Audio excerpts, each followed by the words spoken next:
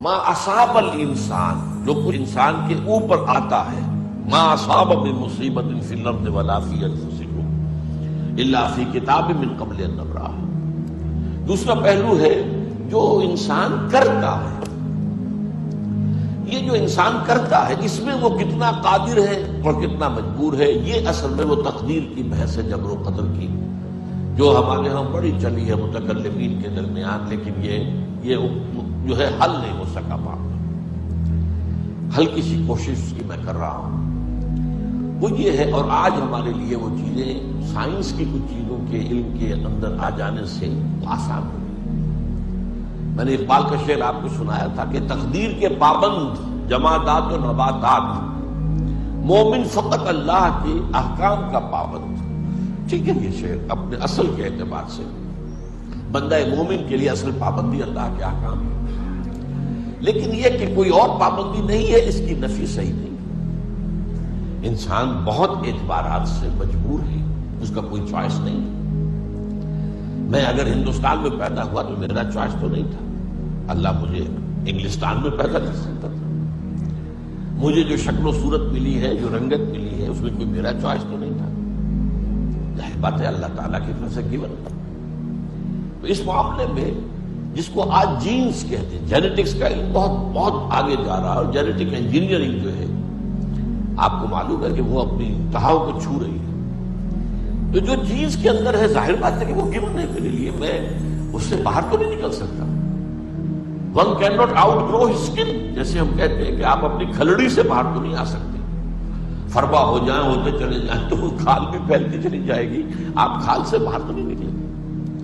تو یہ جینز اور نمبر 2 بالکل زندگی کے ابتدائی دور میں ماں کی گود میں اور گھر کے ابتدائی ماحول میں جو اثرات مترتب ہوتے ہیں نفسیاتی طور پر، یہ مستقل ہوتے ہیں۔ ان دونوں کو ضرب دے دیجئے تو جینیٹک جو بھی آپ کی وراثت اور جو ماحول کے اثرات ہیں، اس سے ایک شاکلہ وجود میں آتا ہے۔ یہ لفظ میں نے پچھلی مرتبہ بھی آپ کو سمجھایا تھا، شکل دینے والی شے، شاکلہ، اور یہ ہمارے مستری لوگ استعمال کرتے ہیں اس کو۔ پیٹرن، آپ کو کوئی ڈھال کر کوئی شے بنانی ہے، پہلے اس کا سانچہ بنائیں گے، سانچے سے اندر سے دھات جو ہے ادھر ادھر تو نہیں جائے گی، اس سانچے کے مطابق ڈل جائے گی۔ یہ شاکلہ، ہمارے مستری کہتے ہیں پیٹرن بناؤ پہلے، وہ اصل میں پیٹرن جو انگریزی کا لفظ ہے اس کی جو ہے وہ بگڑی ہوئی ہے۔ لیکن اس شاکلہ کا مطلب ہمارے جدید جو ہے ماہرین نفسیات، ان میں سے میکڈوگل کو بہت بڑا دھوکہ لگا ہے۔ وہ کہتا ہے انسانی شخصیت پوری کی پوری صرف اسی پر مبنی ہے، نو فری چوائس۔ یہ دکھاوا ہے کہ میں یہ خود کر رہا ہوں، کہاں کر رہا ہوں؟ تمہارے جینز میں تھا اس لیے کر رہے ہو، تمہاری ابتدائی تعلیم اور تربیت کے اندر تھا اس لیے کر رہے ہو، تم سمجھ رہے میں کر رہا ہوں۔ لیکن قرآن اس کی نفی کرتا ہے۔ اس پیٹرن کے ہوتے ہوئے بھی اس کے اندر انسان کو ایک اختیار ملتا ہے، اما شاکرم و اما کفورا، یہ چانس تمہارا ہے، اس کے اندر رہتے ہیں۔ اگرچہ اس سے باہر نہیں نکل سکتے، لیکن اس کے اندر رہتے ہوئے مجبور بحث نہیں ہو۔ اس جو اندر ہمارے اس شاکلہ کے اندر رہتے ہوئے جو ہمارا چانس ہے، اسے قرآن وسع کہتا ہے، وسع۔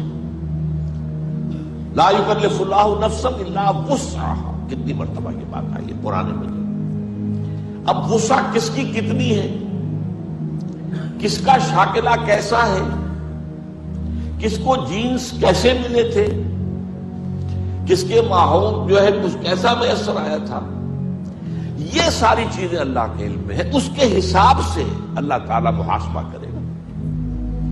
یہ اندھے کی لاٹھی نہیں ہوگی کہ بس ایک پیمانے کے اوپر سب کو جانچے، نہیں۔ ایک شخص میں قدرت زیادہ تھی، اس نے کم کیا، وہ فیل ہو جائے گا۔ ایک شخص میں قدرت بہت کم تھی، اس نے کچھ کر دیا، اس پہلے سے کم کیا، وہ کامیاب ہو جائے گا، قدرت ہی کم تھی۔ اس کے شاکلہ میں، اس معاملے کے اندر اس سے زیادہ کی وسعت تھی ہی نہیں۔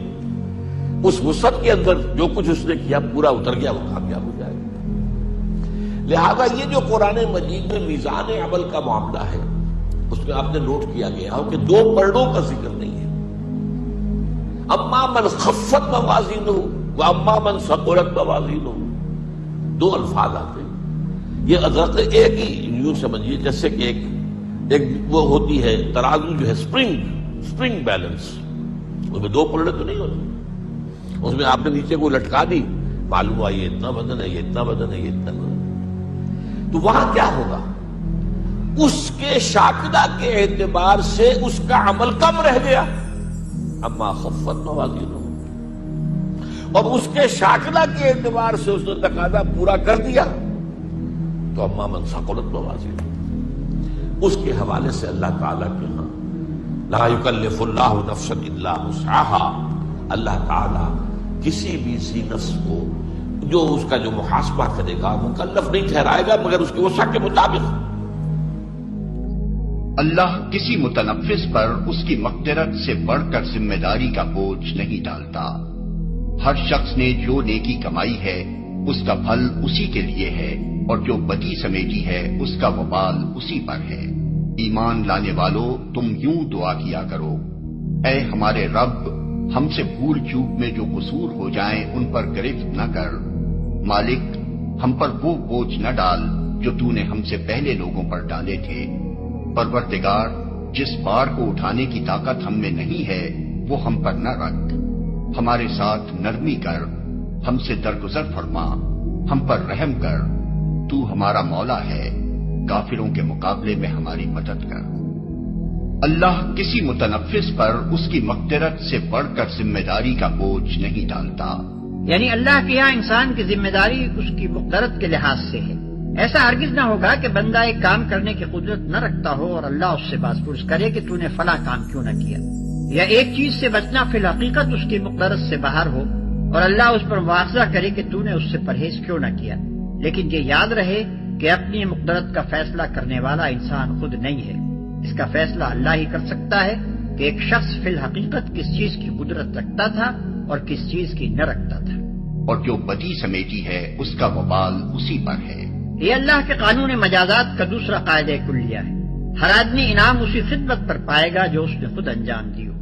یہ ممکن نہیں ہے کہ ایک شخص خدمات پر دوسرا انعام پائے، اور اسی طرح ہر شخص اسی قصور میں پکڑا جائے گا جس کا وہ خود مرتکب ہوا ہو۔ یہ نہیں ہو سکتا کہ ایک کے قصور میں دوسرا پکڑا جائے۔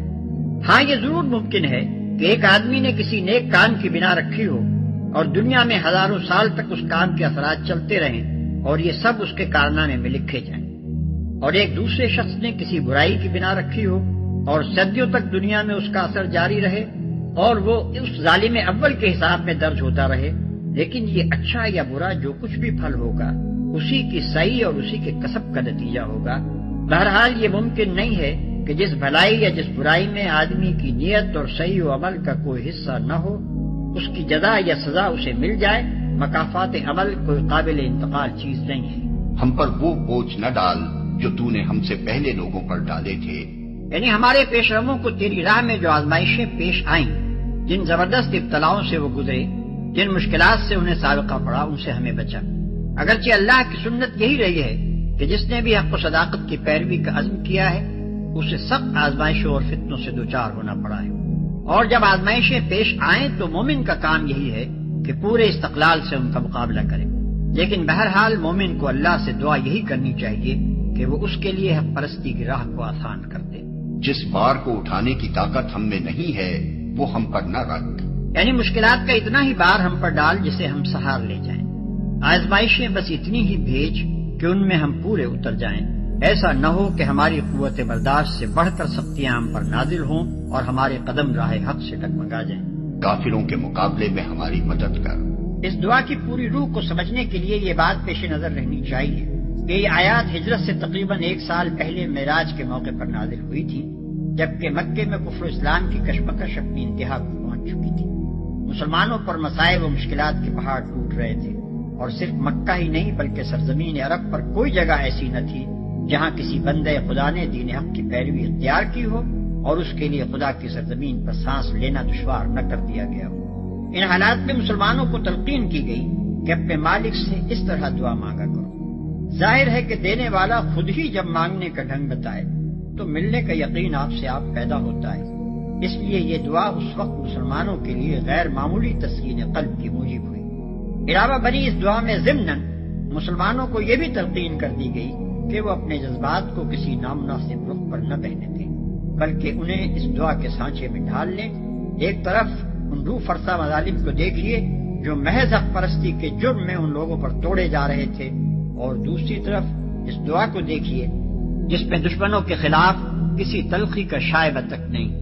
ایک طرف ان جسمانی تکلیفوں اور مالی نقصانات کو دیکھیے جن میں یہ لوگ مبتلا تھے، اور دوسری طرف اس دعا کو دیکھیے جس میں کسی دنیاوی مفاد کی طلب کا ادنا نشان تک نہیں ہے۔